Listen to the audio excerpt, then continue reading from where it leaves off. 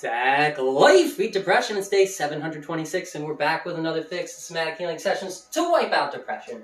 Thank you so much, everybody, for being here now. Anyone who's tuning in later, appreciate you guys and girls out there. As you know, we focus on gratitude, that powerful mental health tool, first and foremost every day during these sessions, because it is a powerful one. And the more we use it, the easier it becomes to find those silver linings in life and find those things to be grateful for. So today, I want to shout out gratitude to Jonathan Pu'u of Pu'u Muay Thai. He's agreed to do an awesome TKO Stigma session, TKO Stigma episode with us. And it's been a while since we've done these. If you remember, the last one was with Scorpion from Mortal Kombat out there in California. It was such an amazing time. And now we're going to be able to talk to another amazing human being out there, Jonathan Pu'u. He's a Muay Thai coach. He's got a Muay Thai school in California, 2 schools, I believe. And he's going to share some of his mental health journey with martial arts and how it's helped him and how it's helped others, helped students that he's found. So it's going to be really cool to link up with him. And that's going to be happening next Wednesday, the 1st of September at 10 a.m.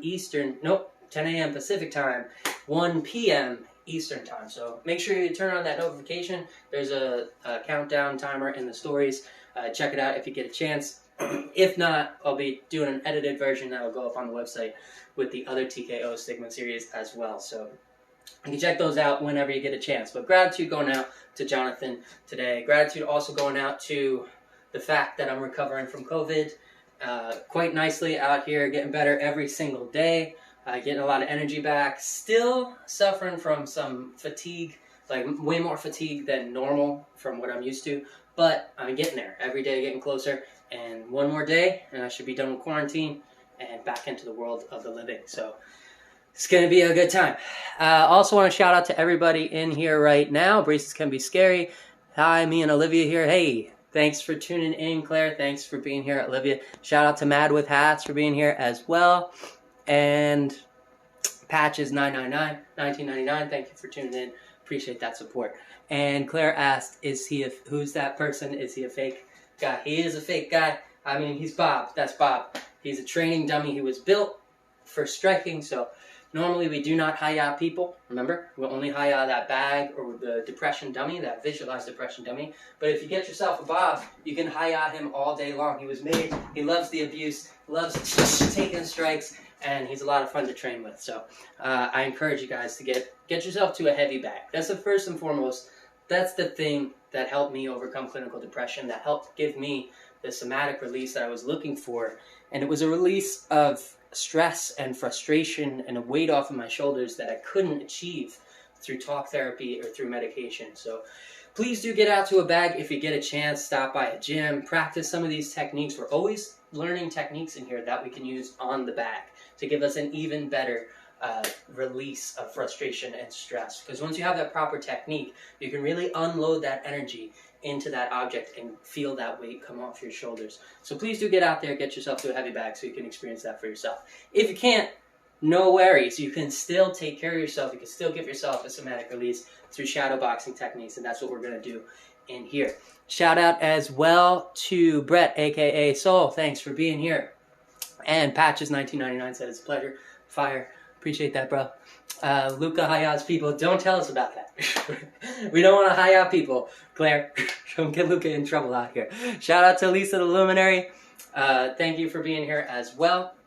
We talked about gratitude. Let's talk about the second powerful mental health tool that we got going on the show every single day, and that is the progress tracking tool. Keeping track of the number of days that you show up and put in the work for you, that you show up and give yourself a daily dose of progress and success, a daily goal that you accomplish that builds you up both mentally and physically. If it's this class, that's great. It can be this class. If it's heavy bag training time, it can be that. If it's a martial arts class out there, it can be that. Almost, I'm going to say 99%, because I don't know every single one, but 99% of martial arts classes out there are going to build self-confidence, self-esteem, self-validation, and they're going to take us out of that victim mindset that depression tries to sell us and put us into a victor mindset. They're going to show us how valuable our time is, how much we can do for ourselves with our time, and how we can start to really value ourselves and value our time out here. And that is something that is transformative in every aspect of life, but especially when it comes to that fight against depression. Remember to keep track of those days, because the more days you add to your number, the more proof you have of your strength and endurance in this fight, and it only gets better over time. I can't even in this segment or 1 hour, I'm going to be talking about it for the rest of my life, on how much this has affected my life, taking me out of therapy, off of medication, and into the world to create this program for us, and also the Beat Depression bus and the SAC cycle, all those things that are happening now. It's all because I've been keeping track of progress and letting it build me up so I can continue to build others up. So if you got that number out there, be proud of it. Show yourself the appreciation and the credit that you deserve for that endurance, for that strength. And please do share that number, because it can help inspire others as well. Hosaka joined. Thank you for that support. Hosaka, thank you for being there. So we talked about the number tool. We talked about gratitude tool. Now let's talk about today's lesson. We're going to talk a little bit about your balls, the balls of your feet, that is. They're very important. It's a very important aspect of training, making sure that our weight is shifted onto the ball of the foot and we're not flat-footed, for a lot of reasons. One reason is it's going to help us avoid injury, right? If we're flat-footed, when we go to rotate through, we're going to twist or sprain an ankle. If we're flat-footed, when we go to rotate through for a strike, it's going to slow us down. It's going to inhibit that movement. It's going to suck power out of the punch, and again, lead to injury in the ankle. So we really want to make sure that it's the balls of the feet that are making contact with the ground, and that way they can rotate freely. So how do we keep just the balls of the feet on the ground? Well, when we take our balanced Muay Thai stance, right, we're nice and evenly balanced, what we want to do is bend the knees just a little bit. Bending the knees a little bit is going to help shift that weight onto the ball of the foot and keep that heel slightly raised off the ground. It doesn't have to be way up here like some people have, but you do want that heel off the ground so that you can rotate nice and freely. And take a look at the feet. Take a look at the heels, right? When I toss that lead jab, what's happening to the heel? The heel's rotating. I'm rotating on the ball of that foot. I'm nice and balanced. When I toss the cross, again, rotation on the ball of that foot. When we talk about the roundhouse kick, comes into play very much so. In the roundhouse kick, we step off that line on the ball of the front foot. We toss, and we let our body weight rotate around on the ball of that foot. Now, if I was flat-footed and I went to throw a roundhouse kick, it's going to really torque that ankle, and it's going to lead to a high chance of injury. So it's very important to keep that weight shifted onto the ball of the foot. Super important out there. Also, almost just as important as shifting the weight onto the ball of the foot is a proper training surface. This is not a proper training surface, so don't take this as an example. This is a hardwood floor. It gets very slippery when wet. I'm going to be sweating a lot, so it's not the ideal location.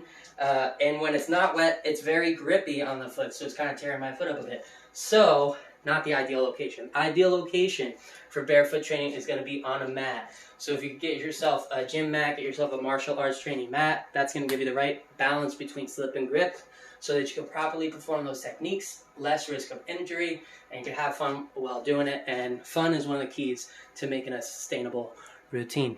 Dr. Tyler, not Dr. Sam, is here now, and he's doing the high up. That's great. Thank you. That's great, Claire. Claire, if you don't know who Claire is, she's an inspiration out here. She's been fighting forwards, joining these classes as she battles forwards through chemo. She's tuning in from the hospital right now. Doctors participating. So thank you, Claire. Thank you for being there. Thank you for your support. And shout out to your doctors out there, to Dr. Tyler, for being a part of this as well. Thank you guys so much. So we're going to get back into that lesson. We're talking about rotation. So we're really going to focus in on those heels staying raised, on the knees staying bent. Curl the hips forward, shoulders forward, guard high, right? And rotate through when we toss our jabs and crosses. We're also going to be blocking some kicks, checking some kicks, bringing the knees up to the inside of the elbows to defend. And then we're going to simulate the roundhouse. Now, I know a lot of you guys and girls out there don't have room for the roundhouse from where you're training. A lot of people are training from apartments, small apartments, or cramped locations. So if you don't have room for the roundhouse, that's okay. You can still go nice and slow. But I would like you to practice today kind of staying on the ball of that foot, right? And if you can't go all the way around, just do it nice and slow. Kind of lift that weight up, boom, twist through, and roll those hips over, chopping for some of those strikes. We'll go nice and easy on the lesson today. I did already get in my bonus round, so all of this is like a bonus round. for me today, so I'm going to moderate that intensity to where I'm at. And that's something that I ask everybody to do out there. It's an important part of making it a sustainable routine as well. Show up for you and moderate to your skill level for the day. Give yourself a challenge. That's what's important, the most important. Give yourself a challenge, but don't push too hard where you wind up doing too much work and you need a day off. Instead, find that zone between overworking and boredom, right? This gets boring if you're not challenging yourself at all. It becomes too hard and you need a day off if you push too hard. So we want to find that zone in between. It's known as the flow zone, and that's where we can make the most progress and also free ourselves of stress and put ourselves into the moment, ground ourselves in this moment where we're powerful and we're building ourselves up. That being said, make sure you're drinking lots of water and you're breathing in the nose and out the mouth with those strikes. We're going to have some 80s beats going to fuel our fighting spirit. We're going to get right into it. Visualize that target. Remember, we'll always visualize the target to improve accuracy. And we also want to assign that target a name. If you're dealing with depression, it's the depression dummy. If you're dealing with anxiety, it's the anxiety dummy. And by acknowledging what that is, by consciously acknowledging it, we can reinforce what we're doing subconsciously every single day, which is knocking out those debilitating effects of depression and anxiety. So let's get it going. That is enough chatting. We're going to get right into the lesson. Standard rounds, 3 rounds each. 1 minute breaks in between to catch your breath. And drink some water. Make sure you're staying hydrated. Make sure you're breathing in the nose, out the mouth, on those strikes. And we're going to get right into it. Let's do it. Square up with that depression dummy. Remember, square the hips, square the shoulders. Bring that guard high by the brow line. Close the fingers, tuck the thumbs. Guard high. We're going to shift that weight from the front foot to the back foot and make sure that those heels are off the ground, right? Keep the knees bent so the heels stay off the ground. Keep it nice and centered. We're going to start by stepping in and twisting through for the number 1, the jab. Boom. We're stepping into that jab, and you'll notice the heel is turning on the ball of the foot. We're twisting through the shoulders and hips and driving that fist straight forwards. Rotate back. Let's do it. 1, back. 2, back. Back. Sink on those knees. Guard high, chin tuck for balance. Twist through and turn that fist over, landing in that depression dummy face, right with those large 2 knuckles. 1, 2, 3, 4, 5. Now I'm doing it with the step in there that adds some power to the punch, but you don't always have to throw it with the step. You can twist through right here. Boom. For a nice quick power jab, putting that rotation in. And we can throw our measuring jab as well, where we don't twist. This is our range finder. That sets up our shots, and you'll see no twist on the hips, no twist on the shoulders there, which means no rotation from the foot. But once I want to add power, once I want to do some damage, I'm going to twist through and rotate on the ball of that front foot. Remember, keep those heels off the ground, knees bent, rotate on the ball. 1, 2, 3, 4, 5. You can pick it up, push to your intensity level. Back to stance. Change that volume. Toss as many or as few as you'd like, as long as you're challenging yourself to your level. We're going to add in the cross in 3, 2, 1. 1, 2. Right down that center line. 1, 2. So for the jab, we're twisting on the ball of the front foot. Cross, we're twisting on the ball of the back foot. Head staying centered, torso nice and centered. Guard high through the whole thing. Let's go. 1, 2, down that center line. Without the step is fine. With the step, add a little more power. Drive through. But what's the main ingredient here? Where does it start?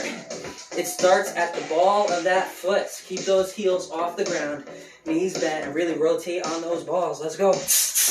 1, 2, guard high. Guard high, turn those fists over. Landing on the large 2 knuckles on the chin or nose. And keep it going. Let's go. 1, 2, down the pipe. Down the pipe. Down that center line, chin tucked. Guard high. Keep going. 1, 2. Remember what you're fighting for. That quality of life that you deserve. How do you know what you deserve? It's based on what you give. So give 100%. That's the end of round 1. Catch your breath. Drink some water. Shout out to Slayer Ken for being here. Appreciate you, brother. Woo! Thanks for tuning in and crushing those goals. at 333 days. Good stuff, man. Woo.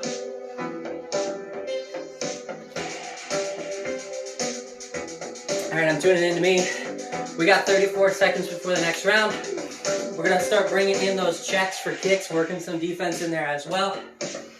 And I'm gonna make sure that I'm not overworking here. So signs of overreaching: nausea, lightheadedness, dizziness, shortness of breath, or spots in our vision. Those are all signs of overreaching.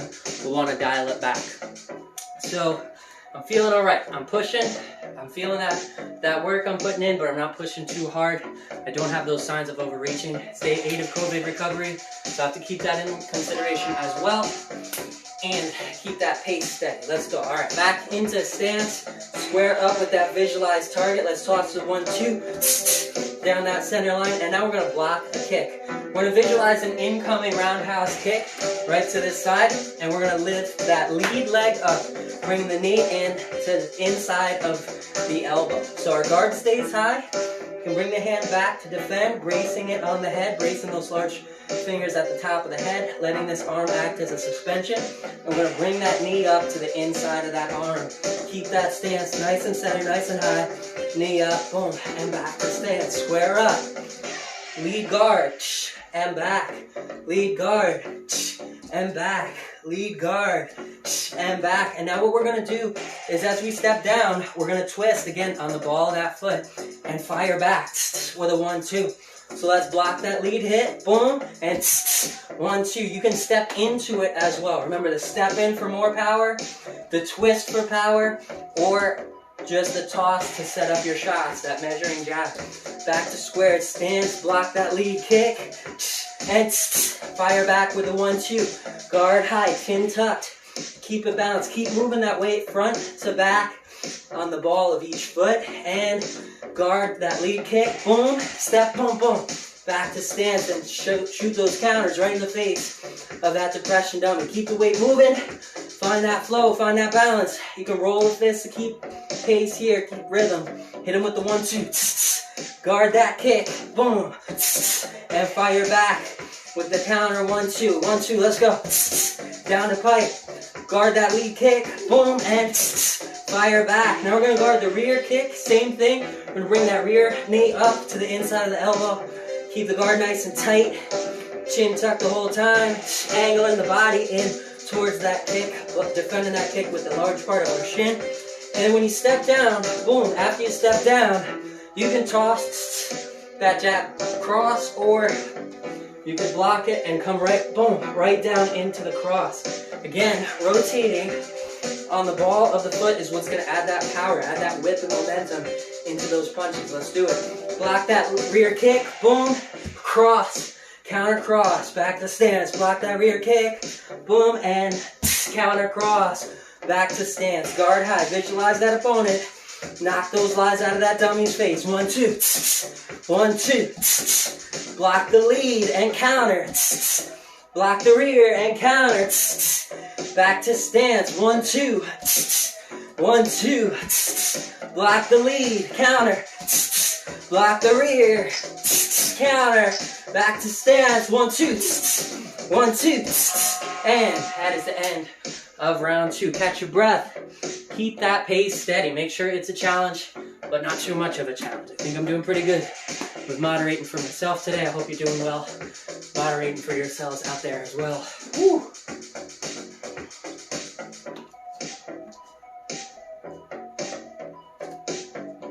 Alright, we got 38 seconds. And in this final round, we're going to get into a little bit of that roundhouse. Like I said, I know a lot of you guys don't have the room to do full roundhouse kicks. So we're going to go slow, just kind of simulating that roundhouse.